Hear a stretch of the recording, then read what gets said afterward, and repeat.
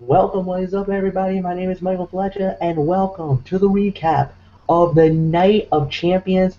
As everybody knows, tonight's pay-per-view was held live from the Bridgestone Arena in Nashville, Tennessee, where you guys could have seen it by two ways. You could have seen this on the pay-per-view if you had your local cable provider and had to shell out $54.95. Ouch. Or you could have done it on the WWE Network where you could have gotten it for the very low price of $9.99. However, you know what? It was a very good event. We're gonna recap that. You already know I left a little snippets about what could go down tonight, but we're just gonna dive right into it. So alongside, of course, ridiculously over Anthony Florio and the Phenom, Mr. Michael Bulluck. We guys are ready to go, so let's just dive right in. And the first thing we had tonight on the pay-per-view was for the WWE Tag Team Championship, and it was the Dust Brothers putting the title, going and trying to get the titles from the Uso Brothers, the winner of the bout, and no!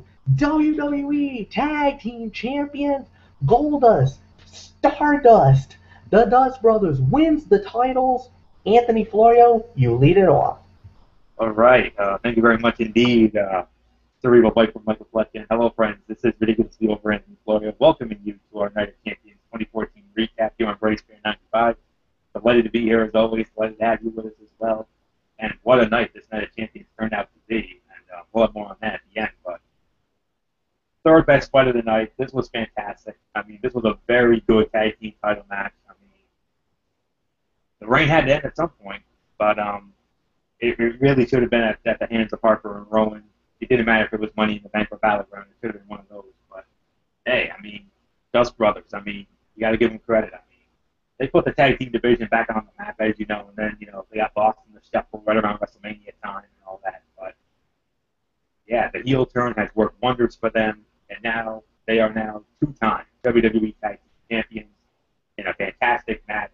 Great action, great near falls down the stretch. Crowd was hot for it. I mean, you can't think of a better way to open up a WWE pay-per-view than with the Usos. I mean, it's almost like with TNA opening when they open their pay-per-view with the next division match. We know that. I mean, you want to get the crowd hot into it, and that's a great way to do it. With action like that, that was a fantastic match. It definitely set the tone for what ended up being another very good night for WWE Network specials, to say the very least. I'm going to give this between 3.25 to 3.5 stars for this. I'm going to say this was the third best fight of the night, believe it or not. I thought there were two other matches that were better, if I'm being honest. But still, this was a very, very good match. All four men commended. Well done indeed. I mean, Uso brothers, I mean, what a run they had with those tag team titles. I mean, March 3rd, they won those titles in Chicago, beating the New Age Outlaws.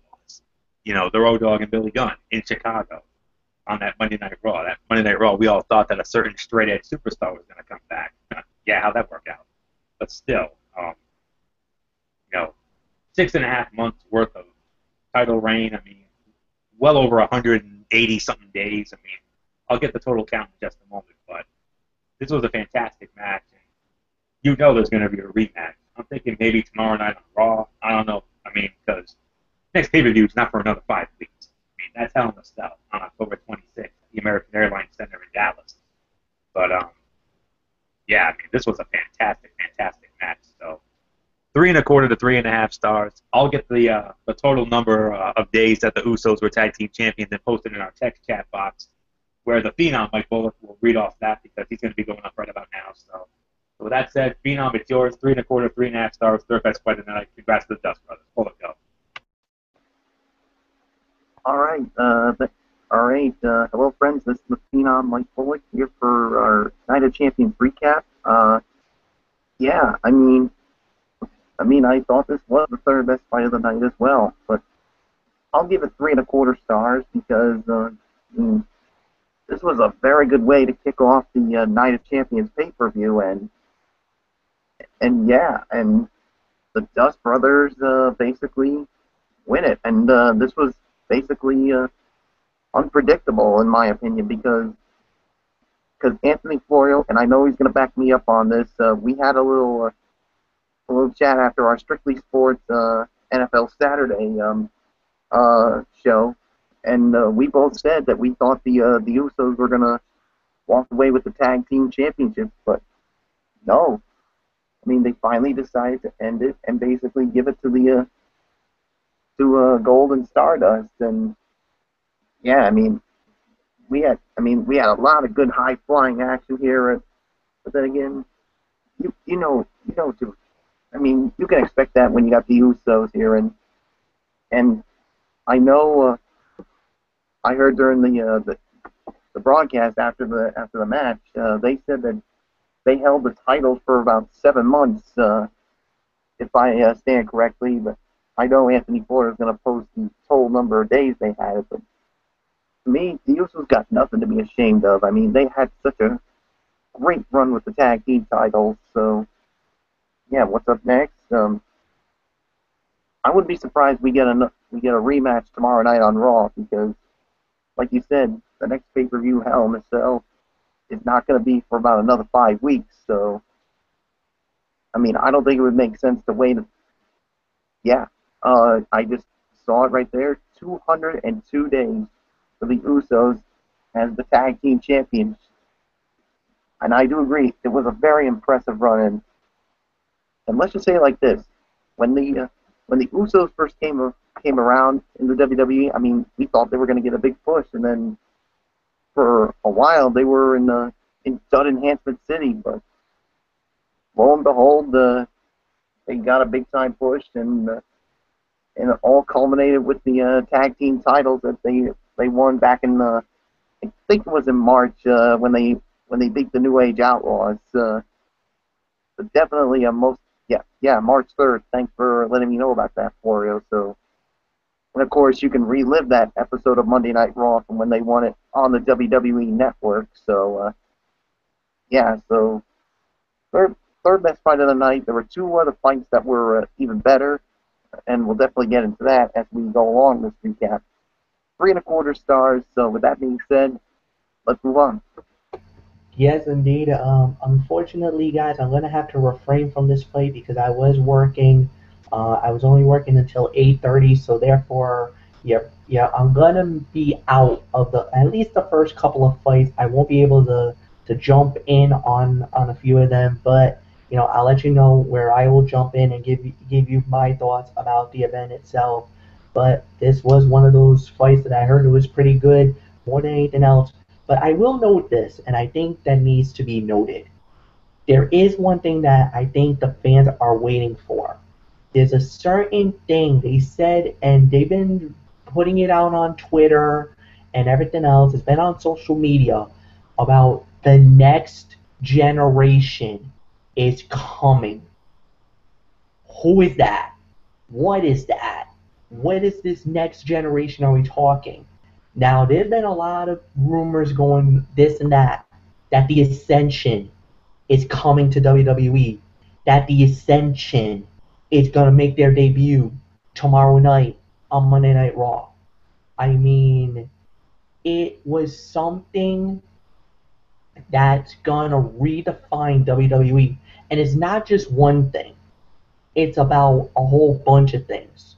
So could this be a new movement to WWE? Could this be, we have the Yes movement, then there's the reality era. Could there be something bigger coming down the pipeline? Now, we've heard, if this is true, yes, and Anthony noted that even a WWE Hall of Famer tweeted, "It's showtime, 9/22/14. What could this mean for the direction of the WWE? We'll wait and see, because tomorrow night looks like this could be a very huge Monday Night Raw. All right, so let's go. Let's shift into gears and let's go into the next fight of the night, which was Sheamus going one-on-one with Antonio Cesaro for the right to be the United States Heavyweight Champion, the winner of the bout. And still, the WWE United States Heavyweight Champion, the Great White Sheamus, Michael Bulluck, it is all yours.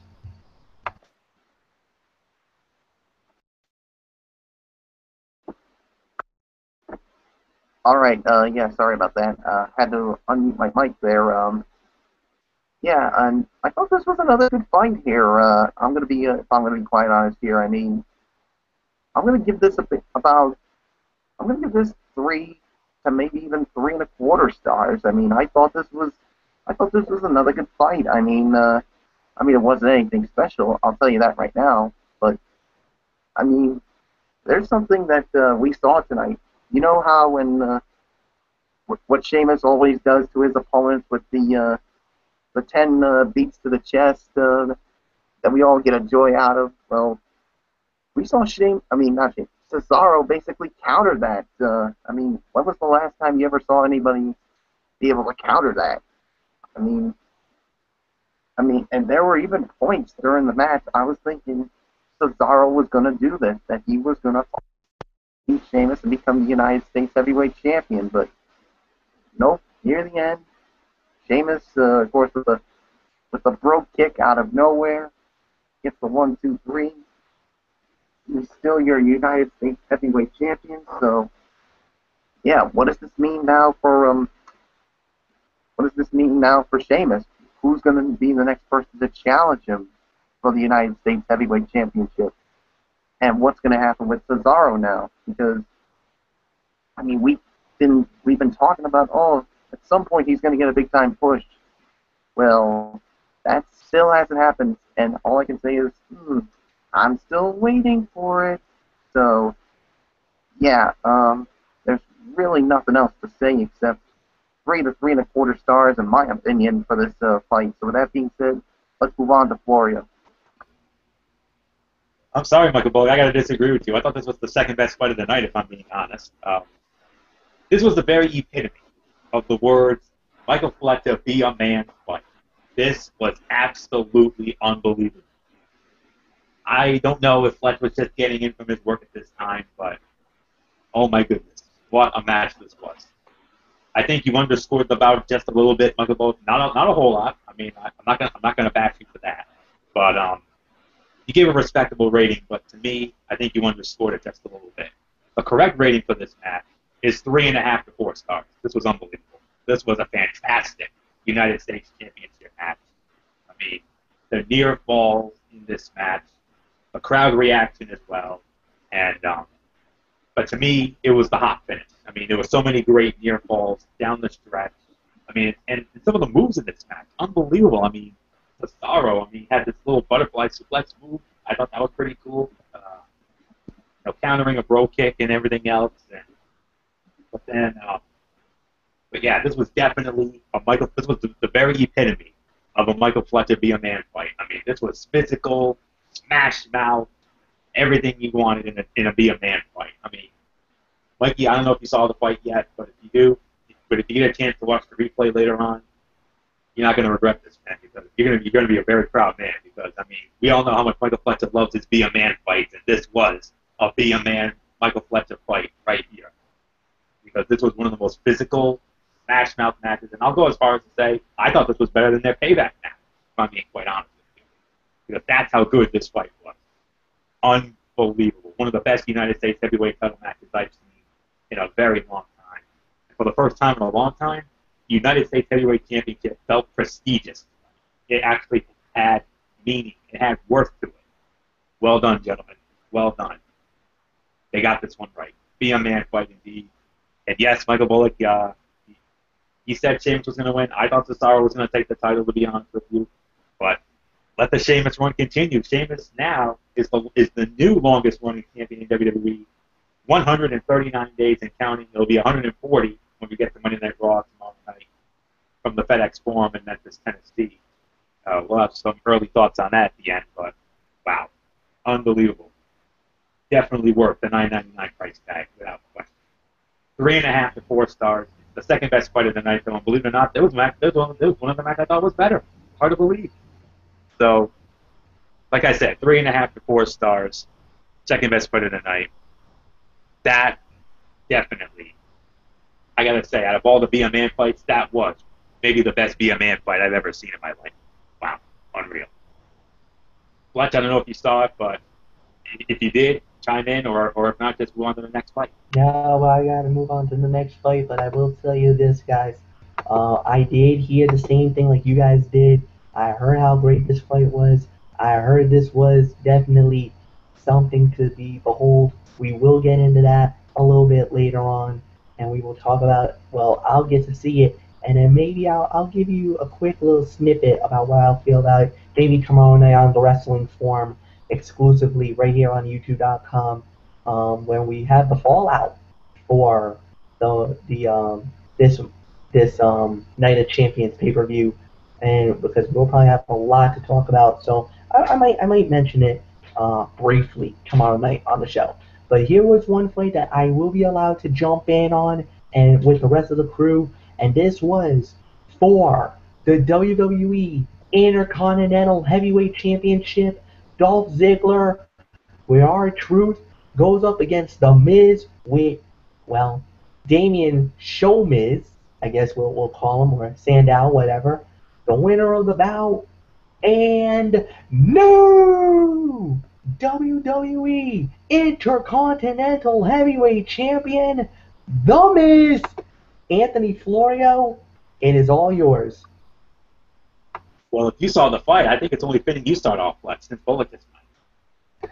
Yeah, but I understand, but I'll give my thoughts about it because I still need to collect my thoughts for a minute. So right. what? So Okay. I just want to give you no this problem. chance to set up. So Oh, go okay. ahead. It's All right, yours. not a problem. All right, I can understand that. All right. Well, I'll tell you it like this: if we were doing the commentary, Flex, this would have been classic, right up the alley. Oh, what a miscarriage of justice! Yes, this was a miscarriage of justice. You're putting the title back on Miz, really? I'm not really into that, to be quite honest with you. I mean, transitional champion. There's one thing I hate in WWE, it's transitional champions. And we had two instances of this tonight.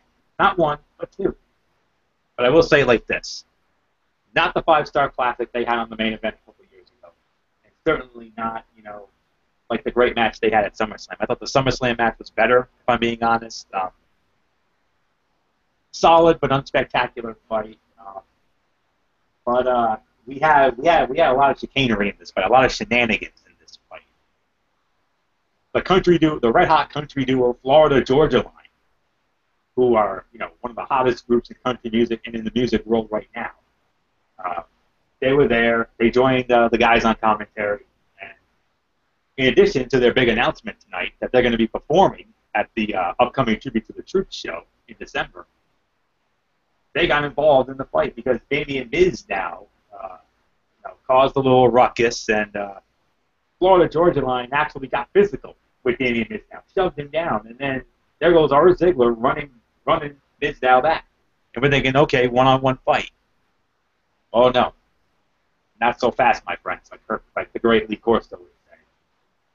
As Ziggler closes in for the victory, there's Miz now, all of a sudden, provided a distraction long enough, Miz gets the roll-up, holds the tights, does what your typical heel would do, gets the 1, 2, 3, and the Miz is now a 4-time Intercontinental Heavyweight Champion.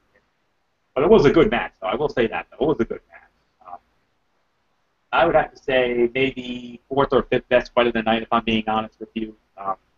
Not good enough, really, to be a top 3 fight. I'm going to give this maybe 2.5 to 3 stars at the absolute best, if I'm being honest. I'm not happy with the outcome. I was really hoping that Ziggler was going to win. Not just because I like Dolph Ziggler, not because I'm a Ziggler mark, but, Derek Ferrera, he made a great point. And I even read in some dirt sheets that there was talks of a possible program between Dolph Ziggler and Bray Wyatt for the Intercontinental Heavyweight Championship. Well, unless we have yet another transitional championship switch, because, Ziggler's got the rematch clause. There's going to be a rematch with these two. Maybe on one of the TVs this week, maybe on a Raw, maybe even the main event, because, they do title matches from time to time. Or maybe even on Friday Night SmackDown. I don't know. We'll have to wait and see on that. But not happy with the outcome. Fight could have been a bit better, but, it had its moments. But to me, I can only give this 2.5 to 3 stars. It was solid, but not overly spectacular, unlike some of the great matches we have had in the past, including that 5-star match on the main event, the night before Thanksgiving 2012. If you haven't seen it, strongly suggest you do, because that fight was all kinds of awesome. This one, however, was not, and neither was the outcome. 2.5 to 3 stars, 4th or 5th best fight of the night. Michael Bulluck, it's yours. Yeah, I'm going to give it 2.5 stars. I mean, it was still a good match for what it was. I mean, I did not like the outcome or the finish. I mean, of course, I don't like when they win it via a roll-up. That's definitely worth points taken off of. And somebody, of course, the Miz grabbing the tights. And, yeah, I mean, if Gorilla Monsoon were still alive, he probably would say, "It was a miscarriage of justice." And that's what I was screaming when I was watching this. I was saying, "A miscarriage of justice." I mean, there's nothing. I mean, there's one thing that irks me is a transitional champion. I mean, Dolph Ziggler won it at SummerSlam, and now all of a sudden you take it away from him.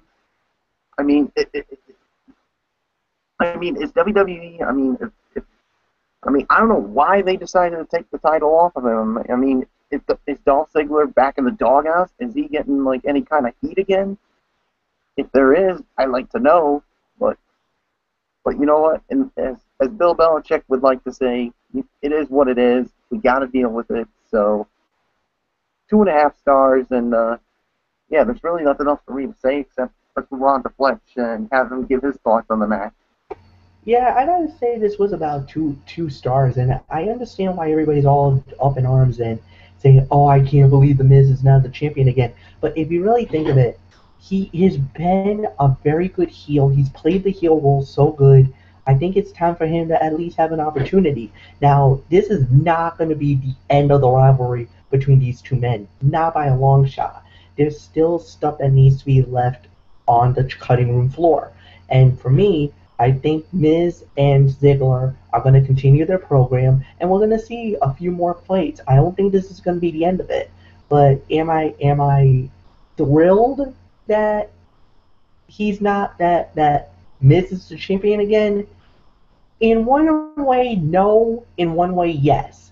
Yes, I like him as a champion because you need a monster heel, you need mega heat, and the way that he won the title tonight was beautiful, perfection in my opinion.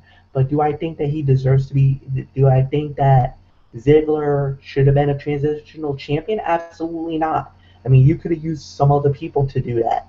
Ziggler is definitely an IWC mark, and once again, the IWC gets the dagger stuck in the back. Thank you, WWE, for that. You ungrateful, you know what? But anyway, at the end of the day, that's how it goes down, and we're just gonna have to roll with the punches and deal with what we got. So with that said, we move on to the next bout, which was, well, okay. Now, just for all you fans to know, now this was supposed to have been the fight where Seth Rollins was supposed to have fought Roman Reigns. This was supposed to be a one-on-one match. Unfortunately, if you've been living under a rock, or if you haven't been on the internet for the past, I want to say 24, 36 hours, what happened was that Roman Reigns was sent to the hospital and had emergency surgery to a herniated disc that was in his back. And now a lot of rumors have been swirling around. When did he get hurt? They're saying the timetable was it happened sometime last week. They're saying that either he got hurt during the SmackDown tapings or it could have been on one of the house shows leading to tonight's event. But whatever the case may be, he was taken off the card, he was taken out, and on top of that, they basically played the card that, okay, this is how it was going to come out. Seth Rollins comes out saying that he was preparing for a fight, that he was waiting for Roman Reigns to show up. We all knew Reigns was not going to show. Charles Robinson lays the 10 count, and the winner by forfeit was Seth Rollins. Except there's one little thing. There was a psycho among us who basically decided that he got into the building, and the next thing you know, all hell broke loose. Well, who the hell became the Hellraiser? What happened? Dean Ambrose. He's back. Dean Ambrose shows up, goes right after Seth Rollins, and a brawl ensues. You needed security, you needed the agents, you needed everybody and their mama to try to to try to stop this fight. Guess what? When you got a lunatic, a certifiable lunatic like Dean Ambrose goes off, who's probably like me after a couple of sodas when I get a little crazed. Yeah, you're not gonna stop that little pit bull from going nuts. He went nuts. He went crazy. Stephanie McMahon and Triple H both came out with security guards, and they had him hauled out of the building. But whatever the case may be, this was beautiful. Dean Ambrose is back. He's better than ever. I think he's done with the movie. Uh-oh. That's bad news for Seth Rollins, but I will say this. This is not the last time we're going to see Rollins either. So instead of talking about the fight because there was no fight, let's talk about at least the segment. That was my feeling about it. Anthony, it's yours. What did you think about the segment as a whole? You gave your thoughts on that, right, Flex? Yes. Okay. All right. Just wanted to be sure on that we didn't go out of order again. But all right. Yes. This was great. I mean, unexpected. I mean, we heard about the Roman Reigns situation.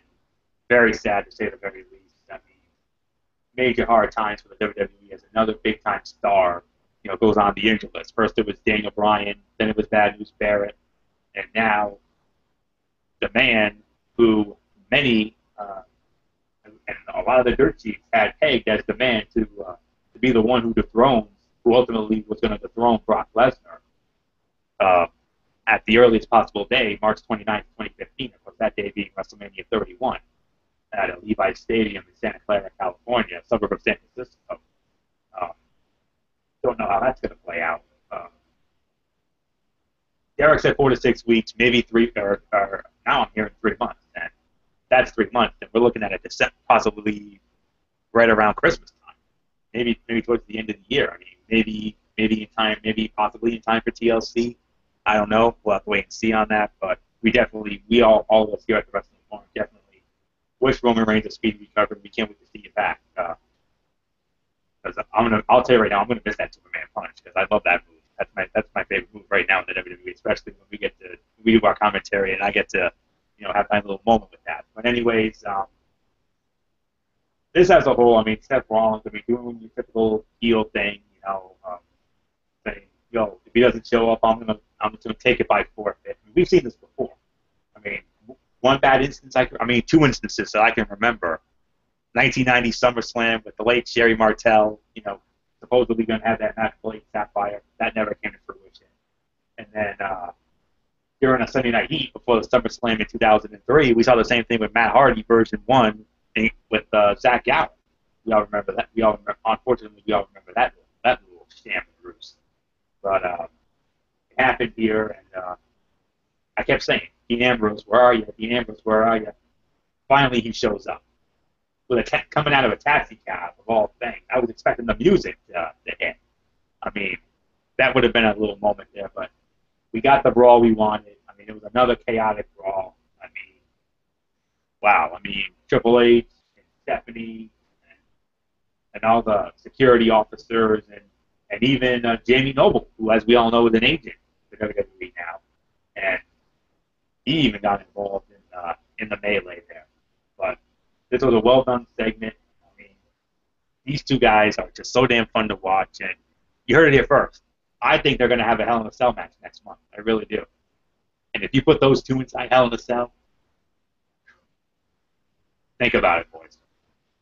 Think about it. Seth Rollins and the lunatic fringe, Dean Ambrose, locked inside the Devil's Playground, Hell in a Cell, in 5 weeks. You do that, we could be looking at a match of the year candidate for sure, and a possible 5-star classic. I really do. I've only seen 3 5-star matches in WWE this year. You may not agree with me on these choices, but to me, they were 5-star classic matches. The Elimination Chamber match from the Elimination Chamber pay-per-view. Daniel Bryan and Triple H from WrestleMania 30. Greatest opening match ever, surpassing Brett and Owen. We didn't think that was going to happen, but it did. And then, of course, my current pick for match of the year, John Cena, Bray Wyatt's Last Man Standing match on Payback, 5 stars and beyond. But if those two are locked inside Hell in a Cell, that could be a 5-star classic and a match of the year waiting to happen. I think it's going to happen. Remember, they were plugging this during the show. The commentary team, Michael Cole, they were promoting this during the show on the network and all that. And I noticed something interesting that Michael Cole said. He said at least one. I don't know if I'm at least one. I think there's going to be another. I think there's going to be at least 2. The other one, I'll let you know later. But I think if there's going to be more than one, if they get this right, and I hope they get this right, with all the animosity and the history between Seth Rollins and Dean Ambrose, I think it's only fitting that you put these 2 inside Hell in a Cell next month in Dallas, Texas. If you do, just imagine the possibilities, boys. Imagine the possibilities. Great segment. By default, segment of the night, because this was really the only segment, because they hardly do these kind of things during, a pay-per-view. So I don't know what else there is to say except Michael Bulluck is yours.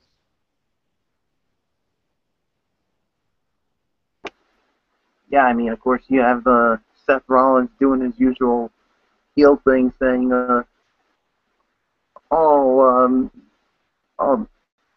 having hernia surgery is not an excuse for making it here. The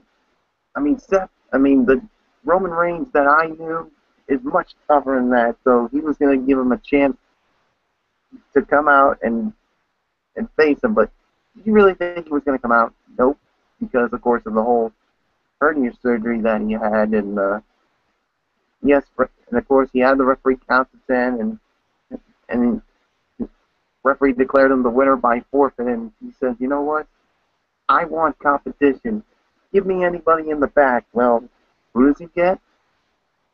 The returning lunatic fringe, Dean Ambrose, and boy howdy, when he came out, we had ourselves a good old-fashioned Donnybrook fight, and oh my goodness, when these two are together at it, oh boy, you can expect them to basically take it out anywhere, and they really took it out to the crowd tonight. And I mean, you had the security, and yes, you even had the effing authority basically come out, and Triple H and Stephanie McMahon. Yeah, I mean, that was the last thing I wanted to see was those two out there. And of course, you knew they were going to have Dean Ambrose taken away, and you ended up seeing them raise the hand of Seth Rollins, saying that he was the true man and that he was the true leader of the Shield. But all in all, a great segment here, and yeah, there's really nothing else to say except let's move on, Flex.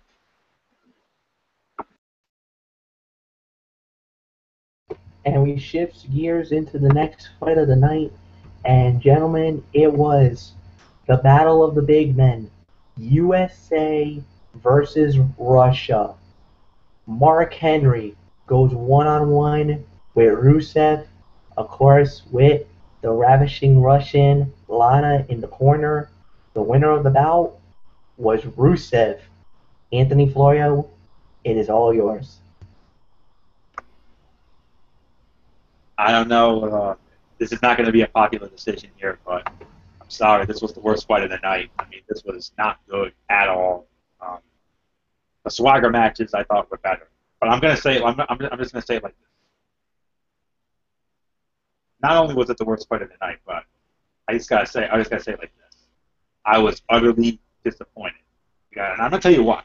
It's not because the match was that piss poor. I mean, all I can give it is maybe one one star for the effort because I thought it was okay. I mean, it was this wasn't a total squash. I mean, Henry had his moments, including a World's Strongest Slam, which he really didn't get. He really didn't get all of it. If I'm being honest with you.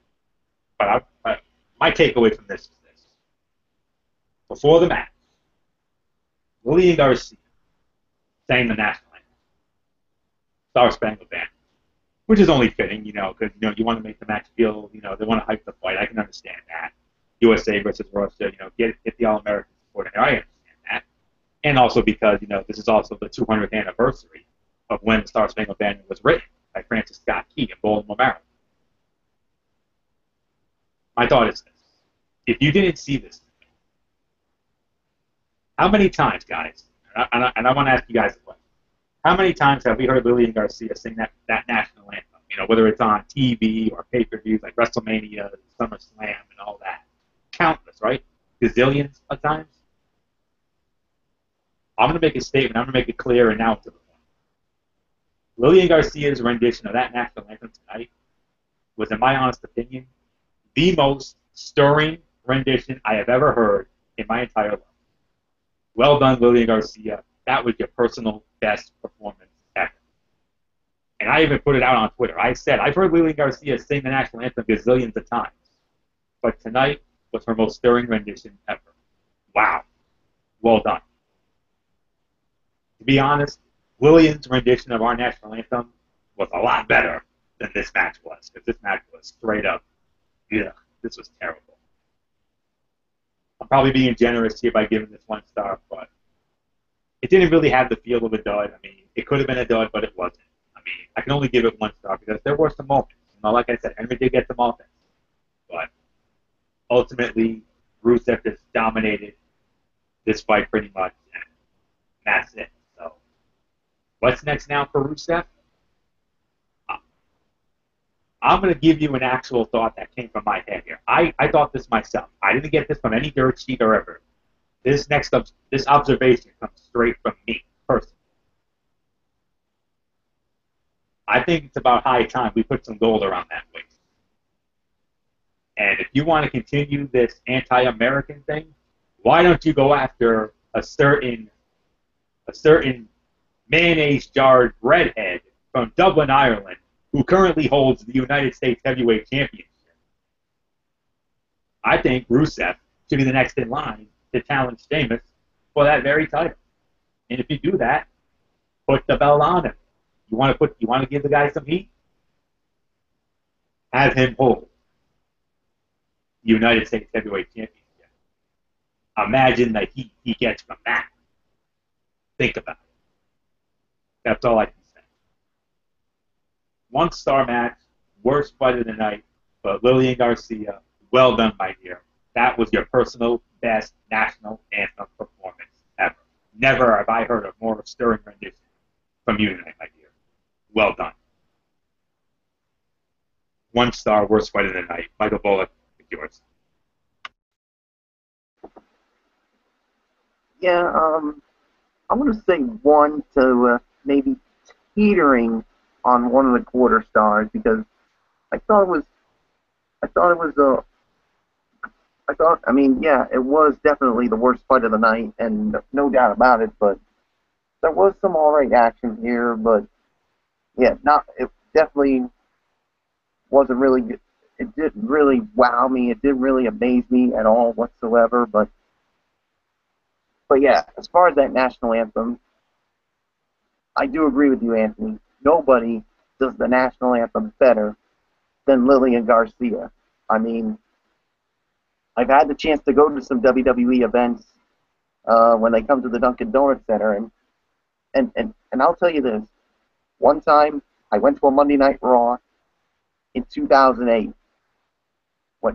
and that was the night after Survivor Series, when it was in Boston, Massachusetts, and Lillian Garcia, of course, was the ring announcer, and I got to hear her sing the national anthem, and as I was hearing that, I mean, I just literally had goosebumps all over me. I mean, nobody does it better than Lillian Garcia. I mean, no disrespect to all the other great performers who do it, but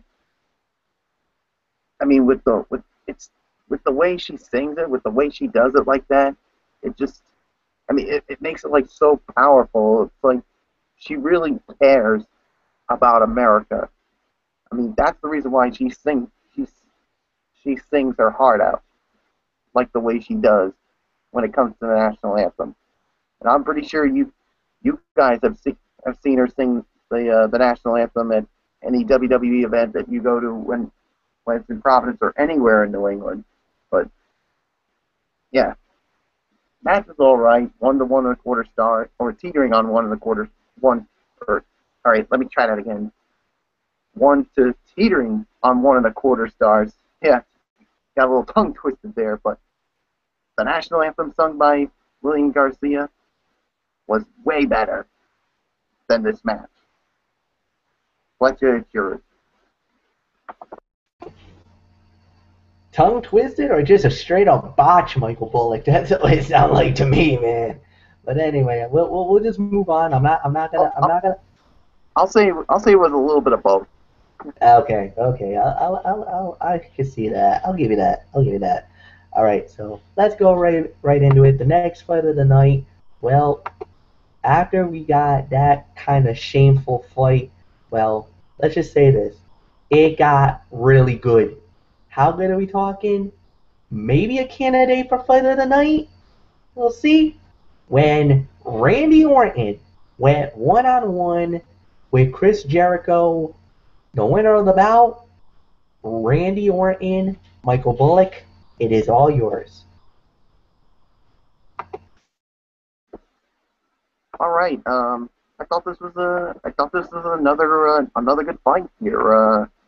Without a doubt. I mean, you had two guys who basically had a combined 18 world championships.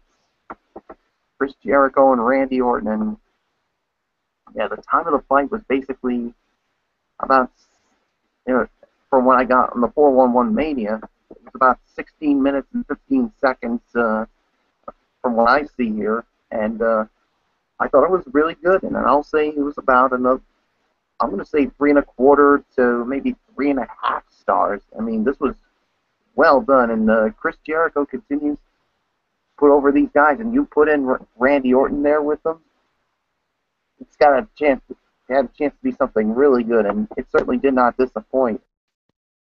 And if I know Mike Fletcher, I'm sure after his boy got the victory, he probably had that Cheshire cat-like grin on his face, doing the famous Randy Orton pose that he always does, like this.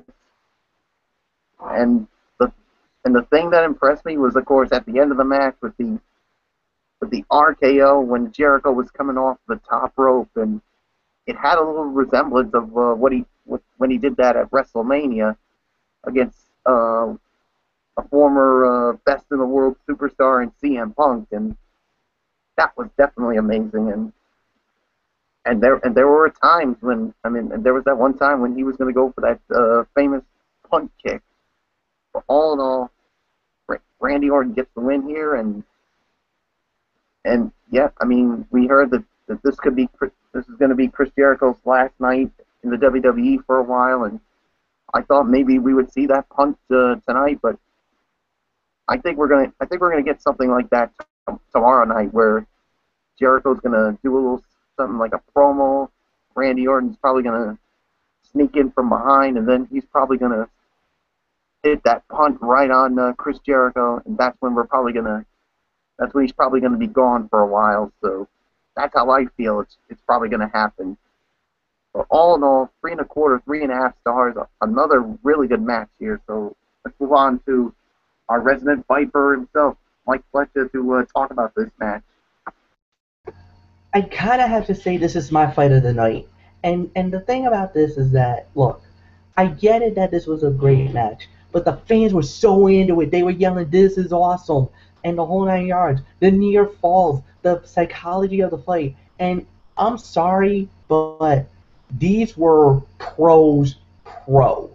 These were the two best in not only just you got one of the greatest in the Attitude Era against one of the greats or one of the rising stars of the new generation, you know, this reality era, whatever you want to say. And these two guys just went out there and tore the house down tonight. To me, yeah, was it slow in spots? No doubt about it. But the way that this fight went, from a code breaker by Chris Jericho to a super RKO by Randy Orton to end the fight, I'm sorry, Michael Bulluck. I think you underscored this to me.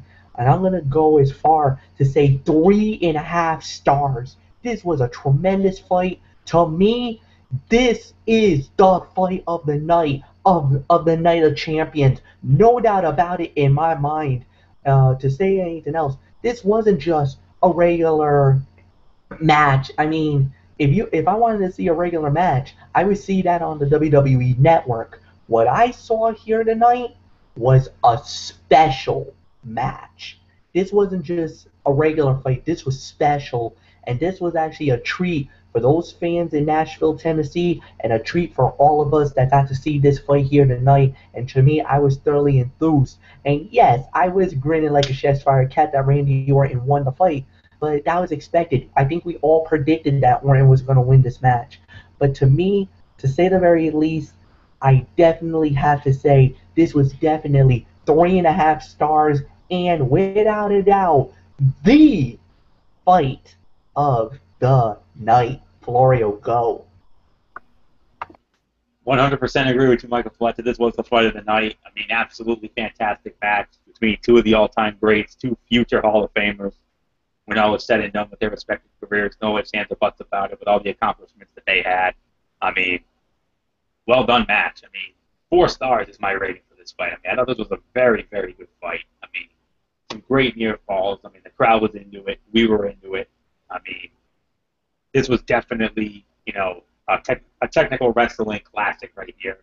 I mean, a few more minutes, then we probably would have been flirting with 5. But no, I mean, this was a 4-star match in my honest opinion. I mean, the fight of the night. I mean, some great near falls. I mean, Jericho with the walls of Jericho, you know, countering the RKO. I mean, nearly getting a roll up, and then Randy Orton winning with, you know, the super RKO that we've seen him win with many times. I mean, we've seen him win like that countless times, including tonight.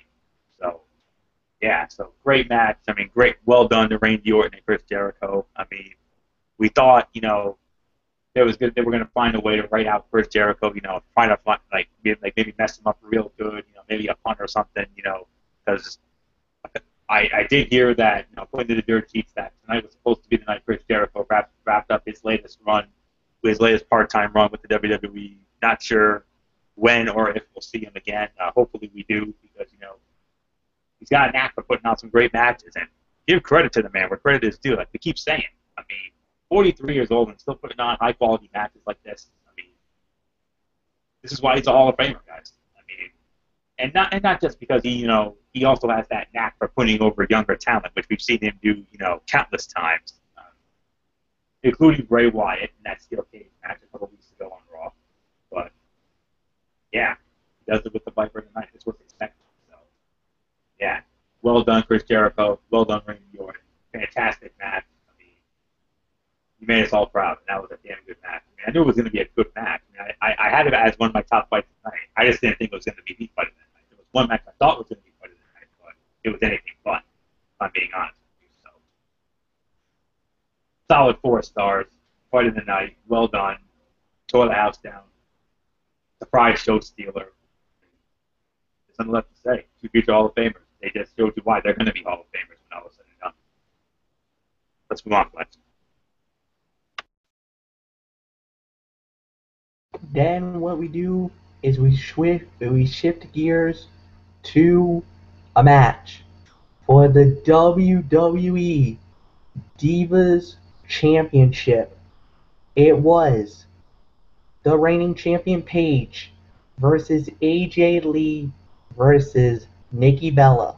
Now, before the fight went down, they had an interview with Brie Bella, and she was talking that, you know, if Nikki should win the belt, it would be an absolute nightmare.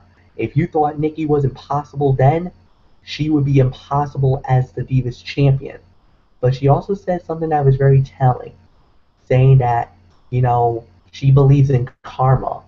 And just like Nikki, karma is well, you could fill in the blank on that. But when the fight went down, karma did strike. And one thing is for sure, history was made. Because, ladies and gentlemen, the winner of the bout and new WWE Divas Champion, AJ Lee. She is the new champion, and who's leading it off? Is it Anthony? Is it you? No, it's you, Flex, Actually, because I went off the last match. oh, okay. I stand corrected. It's me. I thought, okay, I made a mistake there. My apologies. Uh, I will say this. It was far and away better than any of the Divas fights we've seen in the last few months. I mean, this was actually, and I'll even go as far to say, this was somewhat in near the caliber of an NXT fight, something you would see on NXT. Good hard-hitting action, good body of work by all three ladies. Yeah, was it clunky at some points? Yes. But to me, this was nowhere near the imagination of a whole home diva fight. And if anybody says that, I'm gonna be ripping their heads off here tonight. I'm just warning you guys right now. But I will say this. I could give this about 1.5 stars. I think that's the correct rating. Because remember, when it comes to our diva scale, when it comes to our diva scale, it's a little more, let's just say we're more lenient with our ratings when we do with other fights.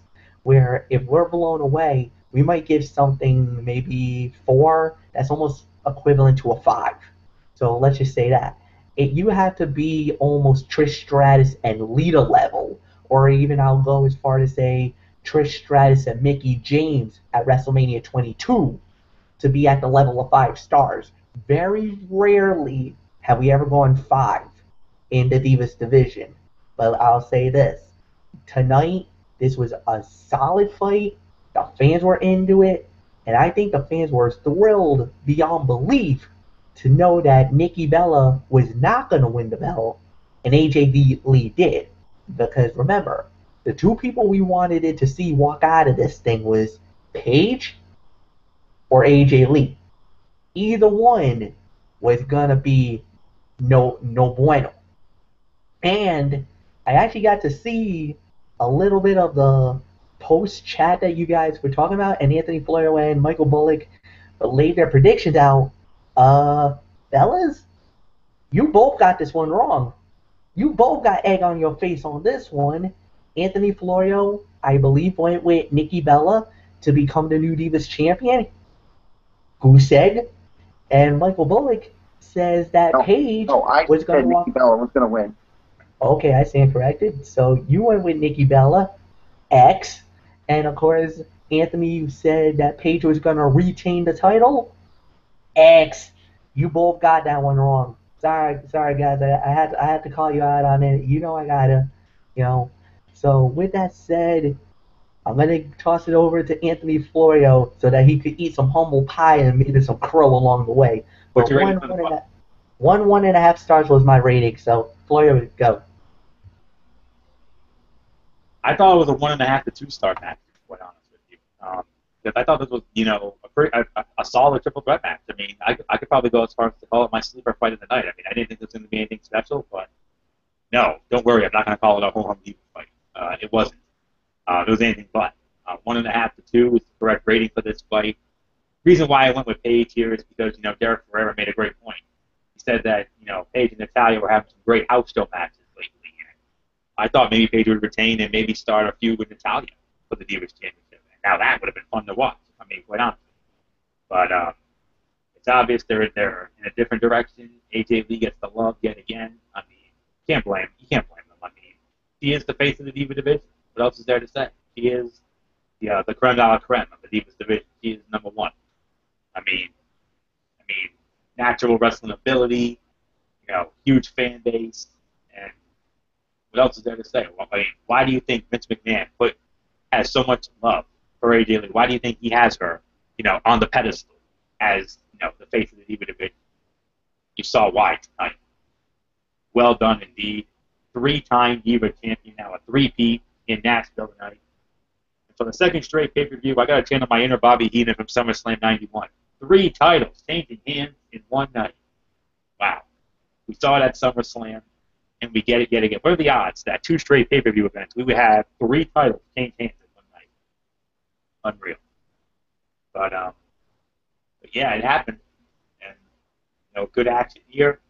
I kind of thought Brie Bella was going to get involved, stick her nose in there, get her some of Nikki Bella. That didn't happen. Don't worry. That'll happen eventually. I'm thinking maybe Hell in a Cell next month. I'm thinking that. So we'll see how that goes. Or they could do it sooner because, remember, we got 5 weeks to build it. So we got plenty of time. And you know how much many matches to give away pay-per-view matches for free and then book them on pay-per-view again a couple weeks later.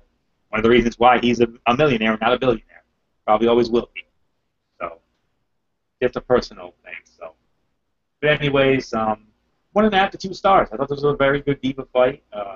Could have been better, but yeah, I still thought. I mean, it was, it was a little rough at the beginning, but then once it kicked in, it got going. I mean, we had some good, close finishes. I mean, Nikki almost won a couple times, including that torture rack move of hers, and Paige, didn't really get her finisher in there. I was kind of hoping to see a Rampage or a Paige Turner. We didn't see either one of those.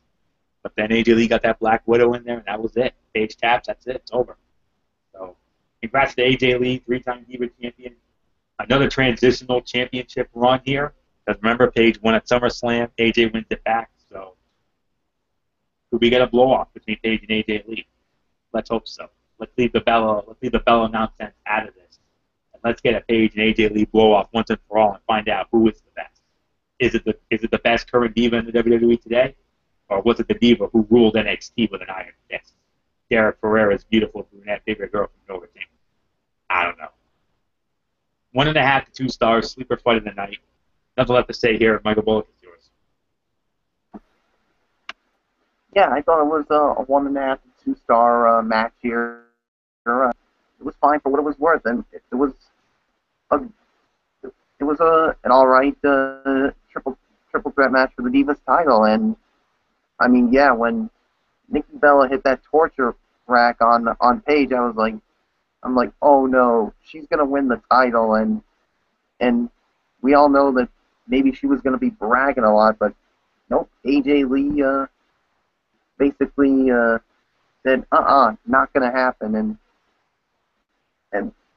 then of course AJ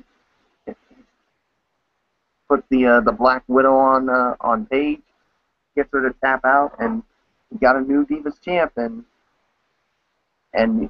yeah, another transitional champion. Of course, Paige winning the title at SummerSlam, now losing it at Night of Champions, and yeah, how's that prediction now of Stephanie McMahon of you saying, oh, Nikki Bella is the face of the Divas division?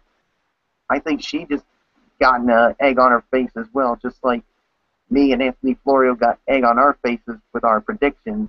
Yeah, we were both wrong on it because I had Nikki Bella winning it, and Anthony Florio had Paige. Well, I think we both were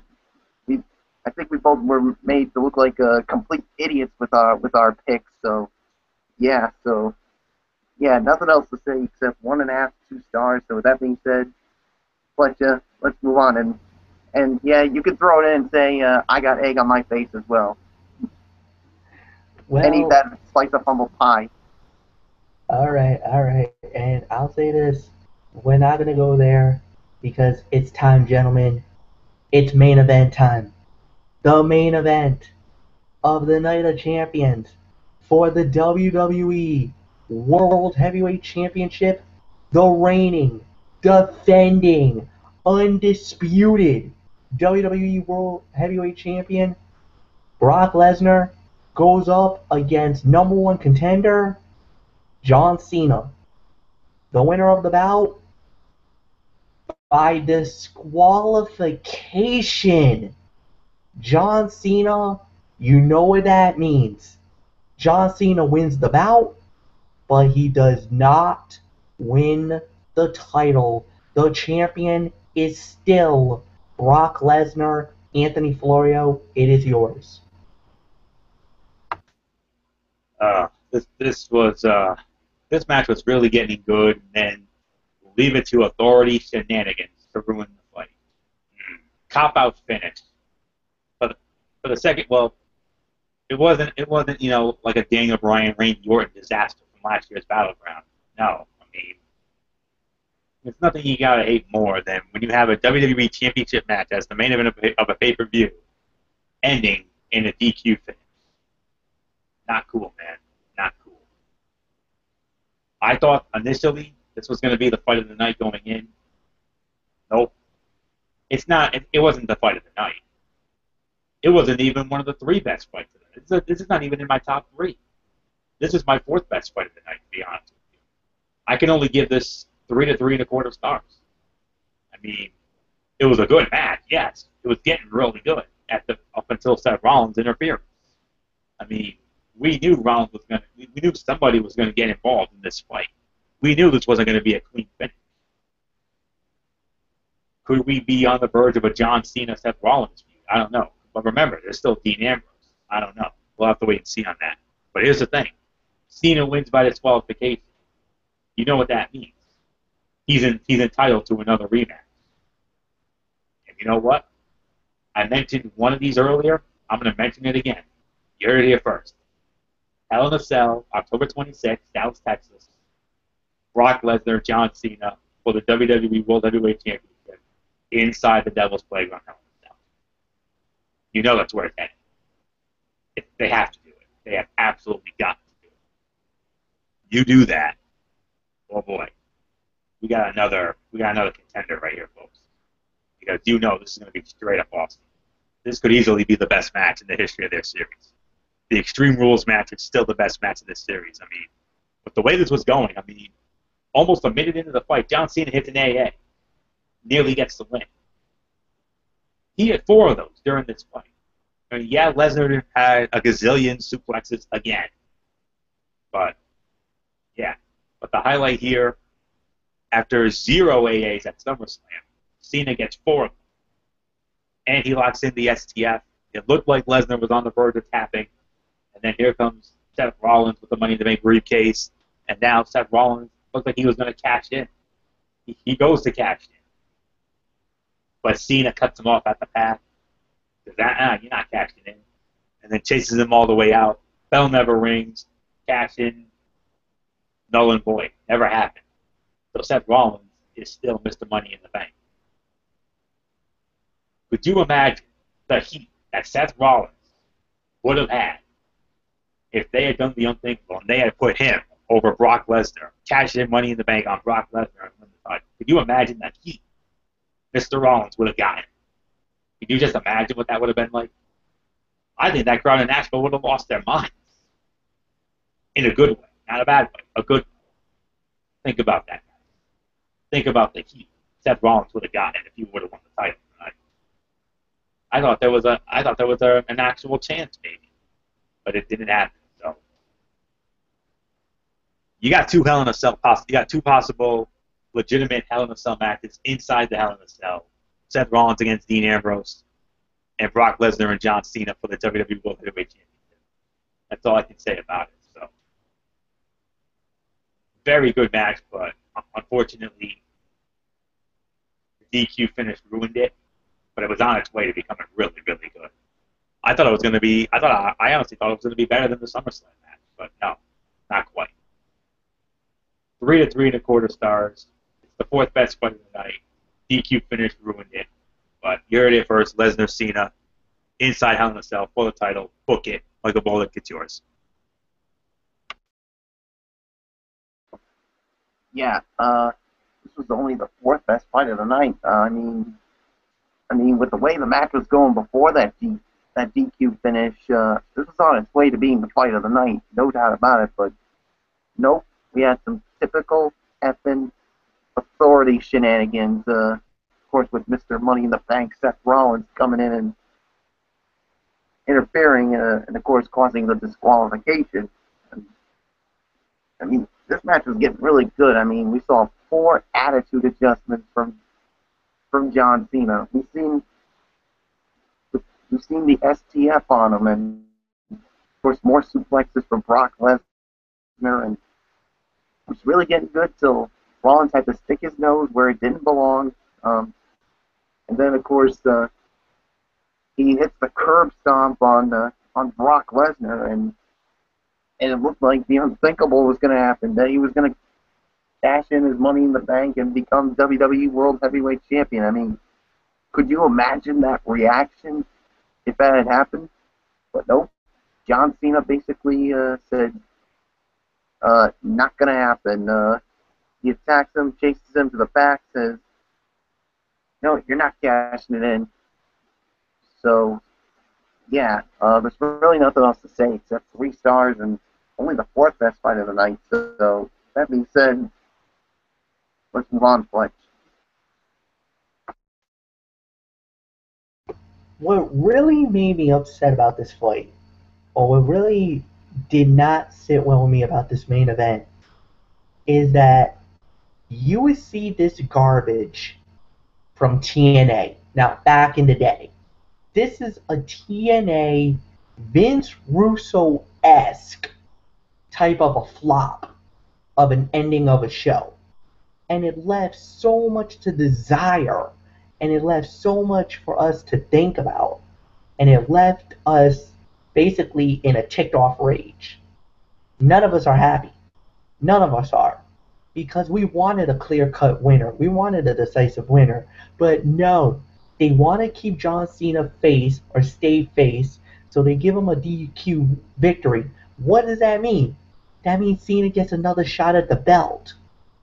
Because they got nobody else in the WWE roster who's worthy enough to get another shot at the belt. Because of the fact that the one guy that they were probably pining for and hoping and praying that it was going to be is out with an injury. Daniel Bryan's not back anytime soon because he's injured, and God knows if whenever he's going to return. To me, this was just, it left a bitter taste in the mouth. Yes, it was about a 2.25 star fight, but as far as main events go for a WWE pay-per-view, it felt like one of the regular Monday Night Raws like we've been watching lately. It left us something to be desired. WWE is going to have to clean that up real fast. All right, gentlemen, it's time to recap. It's time to do the overall review. So with that said, Michael Bulluck, you lead off.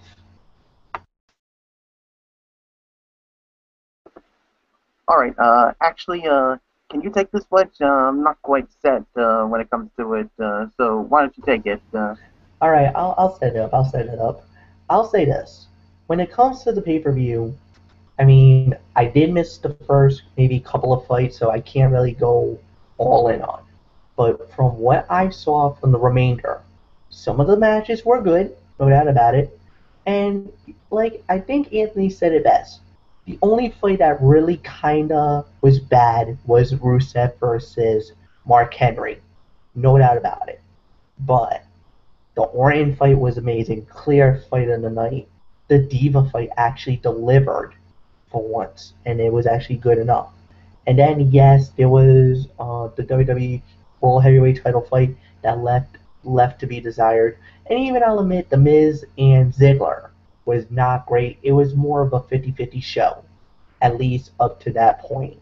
Now, barring the 2 other fights that I did miss, I think I could see this at the end of the day maybe being a 6 to a 7 as an overall rating. I think that's probably the best that I can go, overall. I could say between a 6 to a 7. Now, other than that, we'll wait and see. Definitely Monday Night Raw is definitely being booked or even being presumed to be a monster show. Now, how they're going to play that is left. We'll have to wait and see. But I'll say 6 to 7 is my rating. Anthony, it's yours.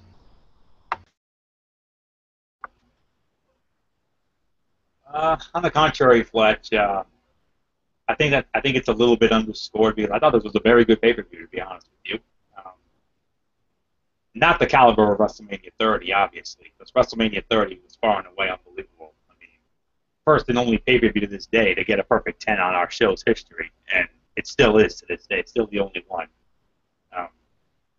We had a hot start to this pay-per-view with those two great matches back-to-back with the tag team titles and the U.S. title. I mean, unbelievable matches there, but to me, let's base it off this. Chris Jericho, Randy Orton, fight of the night. Second best fight of the night, Sheamus and Cesaro. Third best fight, rounding out the top three, the tag team titles with the Usos and the Dust Brothers.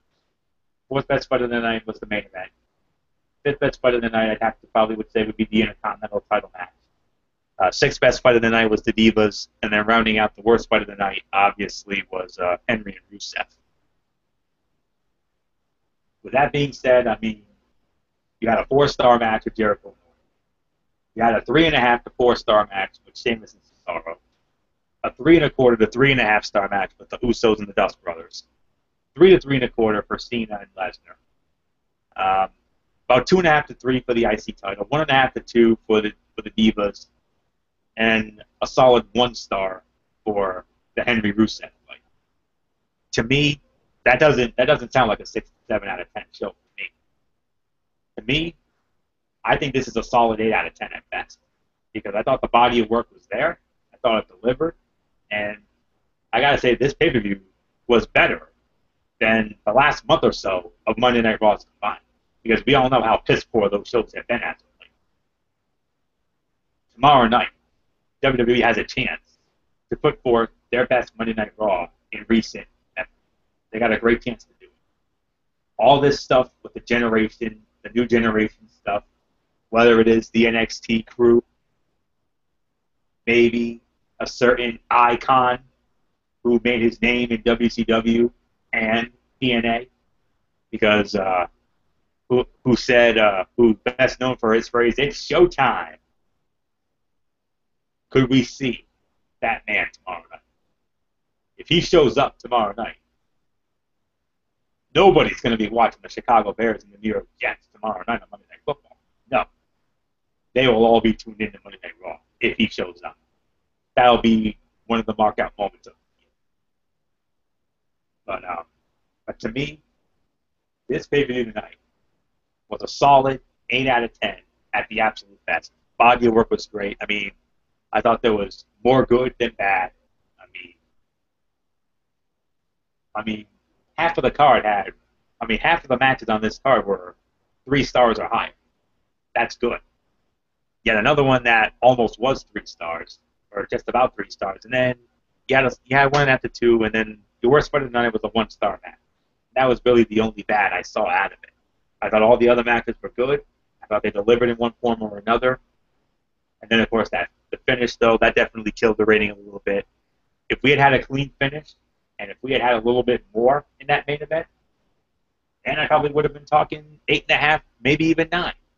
But because of that, that clunky finish at the end there, I have to drop it down to 8 out of 10. But I still think this is one of the best WWE pay-per-views of the year. Better than the last month or so of crapola, piss poor Monday Night Raws. And now you're setting up for Hell in a Cell. And you've got 2 matches that I can see both being inside the Hell in a Cell. Brock Lesnar versus John Cena for the WWE World Heavyweight Championship, and Dean Ambrose versus Seth Rollins. You put those inside Hell in a Cell.